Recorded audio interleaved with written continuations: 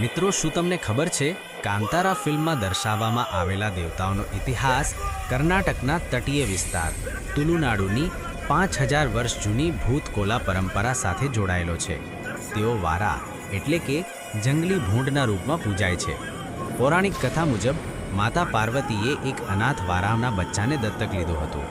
મોટું થયા પછી તે ખેતરોનો નાશ કરવા લાગ્યો, જેનાથી ક્રોધિત થઈ ભગવાન શિવે તેને મારવાનો પ્રયત્ન કર્યો, પરંતુ પાર્વતીની વિનંતીથી તેને પૃથ્વી પર લોકો અને પાકની રક્ષા કરવા મોકલી દીધો. આવી જાણકારી માટે ચેનલને સબસ્ક્રાઇબ જરૂર કરજો.